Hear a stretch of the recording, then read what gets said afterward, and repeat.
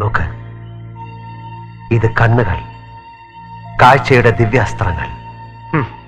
ഇത് അടയ്ക്കുകയും തുറക്കുകയും ചെയ്യുന്ന രണ്ട് കുഴികൾ, കുഴികൾക്കുള്ളിൽ ഉരുണ്ട് കളിക്കുന്ന രണ്ട് കോളങ്ങൾ. ഇത് ഈ ലോകത്തെ മുഴുവൻ ജനങ്ങൾക്കുമുണ്ട്, എന്റെ സമന്തകയ്ക്കും. അവളും ഒന്നും കാണുന്നില്ലല്ലോ. സ്നേഹിത, ഞാൻ നിന്റെ സമന്തകയുടെ അടുത്ത് കൂട്ടിക്കൊണ്ടുപോകാം. കൊട്ടാരത്തിലെ അന്തപുരത്തിലോ? അവൾ എവിടെയാണെങ്കിലും അവിടെ. നിനക്കതിന് കഴിയില്ല. ഒരു പ്രാണിക്ക് പോലും കടക്കാൻ പഴുതില്ലാത്ത കൊട്ടാരത്തിൽ നിനക്കെങ്ങനെ കടക്കാൻ കഴിയും? പ്രതിബന്ധങ്ങളെ തട്ടി തകർക്കാൻ എന്റെ കാഴ്ചയ്ക്ക് കഴിയും. സമന്തകയുടെ അന്തപുരത്തിൽ നിന്നെ ഞാൻ കൊണ്ടുപോയാൽ എനിക്ക് കാഴ്ചയുണ്ടെന്ന് നീ വിശ്വസിക്കാമോ? വിശ്വസിക്കാം.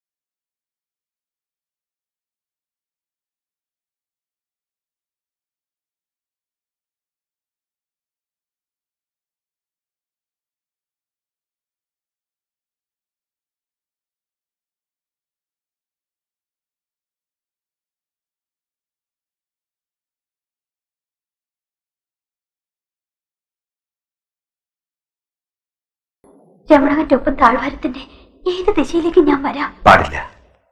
തിടുക്കത്തിൽ സാഹസം ചെയ്താൽ അത് അപകടം. അല്പം കൂടി കാക്കൂ. എന്റെ നിയോഗങ്ങളിൽ ഒരുപക്ഷെ ഇതുകൊണ്ടാകാം. അന്തപുരത്തിൽ അന്യരാരെ?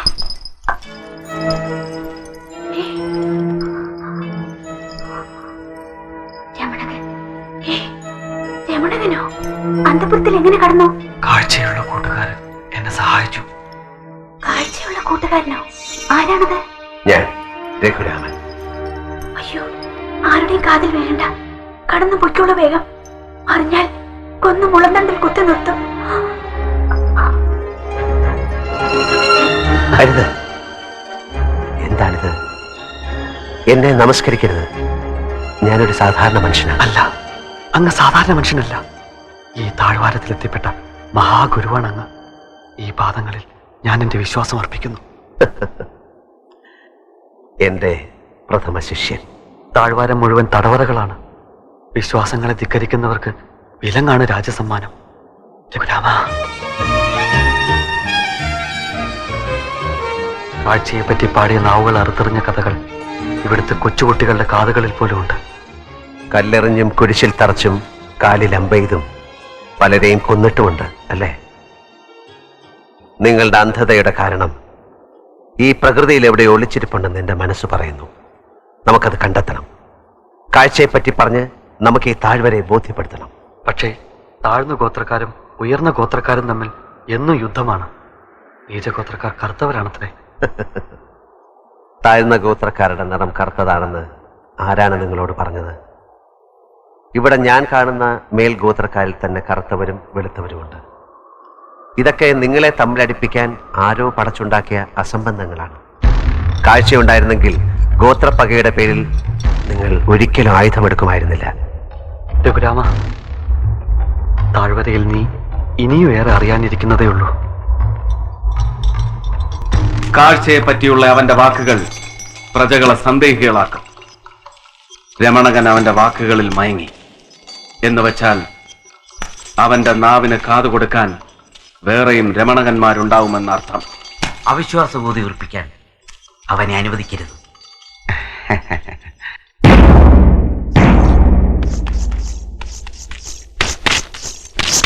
വീരവിജയ് വിജയന്ത മഹാരാജാവ് അറിയിക്കുന്നതെന്തെന്നാൽ ഏതോ അന്യലോക സന്തതിയും പിശാചിന്റെ പിൻഗാമിയുമായ ഒരു അവിശ്വാസി ഇല്ലാത്ത കാഴ്ചയുടെ മഹത്വത്തെ വാഴ്ത്തി ഈ മണ്ണിൽ ചുറ്റിക്കറങ്ങുന്നു.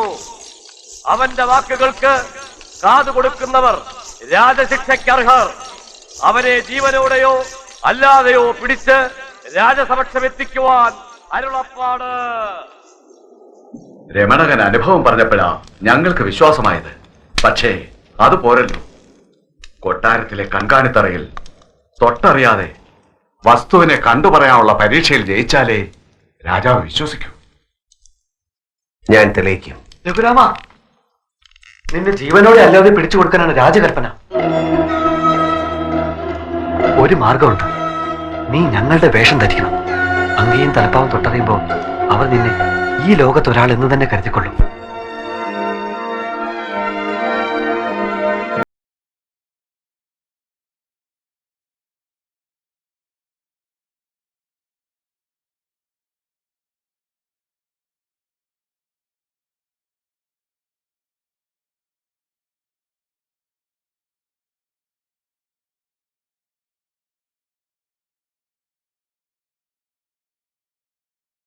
അയാൾക്ക് കാഴ്ചയുണ്ട്. രമണകനെ ആരും അറിയാതെ കൊട്ടാരത്തിൽ കൊണ്ടുവന്നു. ഞാൻ അയാളുടെ ശബ്ദം കേട്ടു. അയാളുടെ വാക്കുകൾക്ക് താഴ്വരയുടെ മട്ടില്ല. അയാൾ ഏതോ നിയോഗത്തിന്റെ നിമിത്തമാകാം. കാഴ്ചയുള്ളവൻ ദൈവപുത്രനാണെന്ന് പൂർവീകർ പറഞ്ഞിട്ടുണ്ട്. കൽപ്പന പുറപ്പെടുവിച്ചു കഴിഞ്ഞു. ജീവനോടെ അല്ലാതെയോ പിടിച്ച് ഹാജരാക്കാൻ. പാലുകളും കുരിശുകളും എന്റെ മകൻ ധാരാളം ഉണ്ടാക്കിയിട്ടുണ്ടല്ലോ. ഭരിക്കാൻ ആദിയിൽ ലോകം ഈ പാറക്കൂട്ടങ്ങൾക്കിടയിലെ ശൂന്യതയായിരുന്നു. പിന്നെ സ്പർശനശേഷിയില്ലാത്ത ജീവികളുണ്ടായി. പിന്നെ നാലുകാലുള്ള ആടുകളുണ്ടായി. പിന്നെയാണ് മനുഷ്യനുണ്ടായത്. ഏറ്റവും ഒടുവിൽ മാലാഖമാരുണ്ടായി. ഏറ്റവും ഒടുവിൽ മാലാഖമാരെങ്ങനെയിരിക്കും? മാലാഖമാരോ? അങ്ങ് ദൂരെ ദൂരെന്ന് ചിലപ്പോ പാട്ടുകൾ കേൾക്കാറില്ലേ? അത് മാലാഖമാരുടേതാണ്. കുട്ടികളെ, ഈ ലോകം വളരെ ചെറുതാണ്. ഇലാമപ്പഴം പോലെ ചെറുത്. ചുരുക്കത്തിൽ നമ്മൾ ജീവിക്കുന്ന ഈ ലോകം മാത്രമാണ് ലോകം. തെറ്റ്. ഈ താഴ്വാരത്തിന് പുറത്ത് ഒരു ലോകമുണ്ട്. പർവ്വതങ്ങളും പക്ഷികളും പൂക്കളും ആകാശവും മേഘങ്ങളും ഇവയെല്ലാം കണ്ണുകൊണ്ട് കാണുന്ന മനുഷ്യരുമുണ്ട്.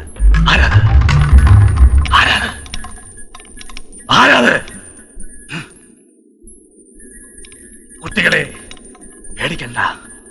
ഏതോ ദുഷ്ടഗ്രഹങ്ങളുടെ അശരീരിയാണത്. നമുക്ക് പഠനം തുടരാം. ഈ ലോകത്തിന്റെ അതിരുകൾ നമ്മൾ ജീവിക്കുന്ന ഈ താഴ്വാരത്തിന്റെ ചുറ്റുമുള്ള പാറക്കെട്ടുകളാണ്. ഈ ഭൂമിയുടെ മുകളറ്റം മൃദുലമായ ഒരു മൂടി മാത്രമാണ്. വിഡ്ഢിത്തം. ഭൂമിയുടെ മേലെ രാത്രിയിൽ നക്ഷത്രങ്ങൾ പൂക്കുന്ന ആകാശം. അശരീരികൾ കാതുകളെ വഴിതെറ്റിക്കാൻ ശ്രമിക്കും. നിങ്ങൾ ഭയപ്പെടരുത്.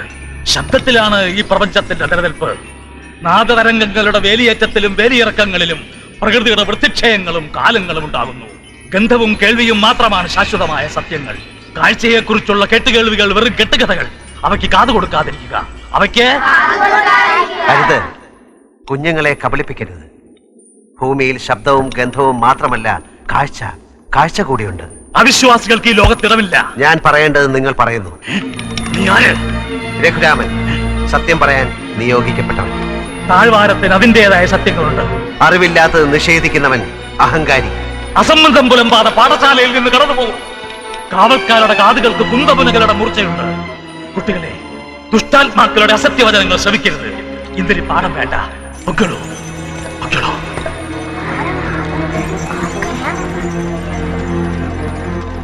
കുഞ്ഞുങ്ങളെ, നിങ്ങളുടെ അധ്യാപകൻ അസത്യത്തിന്റെ പ്രവാചകനാണ്. എന്ന് പറഞ്ഞാൽ കള്ളങ്ങൾ പഠിപ്പിക്കുന്നവൻ. അയ്യോ, അധ്യാപകനെ അങ്ങനെയൊന്നും പറയരുത്. ശബ്ദദേവത കോപിക്കും. എന്തെല്ലാം അബദ്ധങ്ങളാണ് നിങ്ങൾ മനസ്സിലാക്കി വെച്ചിട്ടുള്ളത്. കുഞ്ഞുങ്ങളോട് ഒരു ദേവതയും കോപിക്കില്ല. സത്യം. കുഞ്ഞുങ്ങളെ, കണ്ണെന്നാൽ എന്താണെന്നാണ് അധ്യാപകൻ പഠിപ്പിച്ചിട്ടുള്ളത്? നമ്മുടെ മുഖത്ത് 2 കുഴികളിൽ കിടക്കുന്ന ചെറിയ 2 ഗോളങ്ങൾ വെറുതെ ഉരുണ്ട് കളിക്കും. അല്ല, ഈ ലോകത്തെ കാണുവാനുള്ള ദിവ്യമായ അവയവമാണ് കണ്ണുകൾ.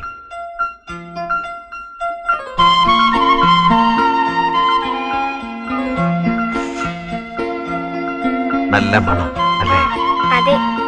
മണം മാത്രമല്ല, ഈ പൂവ് കാണാനും മനോഹരമാണ്. പൂക്കൾ മാത്രമല്ല, മേലെ മാനം, അതിലൊഴുകി നടക്കുന്ന മേഘങ്ങൾ. രാത്രിയിൽ അവിടെ നക്ഷത്ര കുഞ്ഞുങ്ങൾ പറക്കും. പകൽ 7 വർണ്ണങ്ങളുള്ള മഴവില്ല് വിരിയും. ഈ മണ്ണിൽ കിലുകിലേ കിലുങ്ങുന്ന നദികൾ, മഞ്ഞുമൂടിയ പർവ്വതങ്ങൾ, അങ്ങനെ എന്തെല്ലാം ഉണ്ടെന്നോ കാണാൻ. പിന്നെന്താ ഞങ്ങളൊന്നും കാണാത്തത്? അതാണ് കുഞ്ഞുങ്ങളെ നിങ്ങളുടെ വിധി. കാണാത്ത കണ്ണുകളുമായി അന്ധതയിൽ അലഞ്ഞു തിരിയാനുള്ള ദുർവിധി. പറഞ്ഞതൊക്കെ ഞങ്ങളെ കാണിക്കാമോ? അതിനുള്ള വഴി എനിക്കറിഞ്ഞുകൂടാ, പക്ഷെ ഞാൻ കണ്ടെത്തും ഒരിക്കൽ.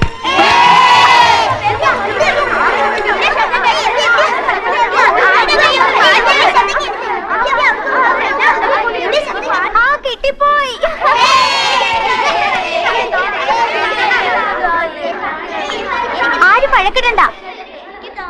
ഇത് നമുക്ക് കാഴ്ചയുടെ കഥ പറഞ്ഞെന്ന് ഏട്ടന് കൊടുക്കാം. ഇത് ഇലാമപ്പഴമാണ്, നല്ല സ്വാദാ. ഏട്ടന് വേണ്ട, നിങ്ങളെല്ലാവരും കഴിച്ചോളൂ.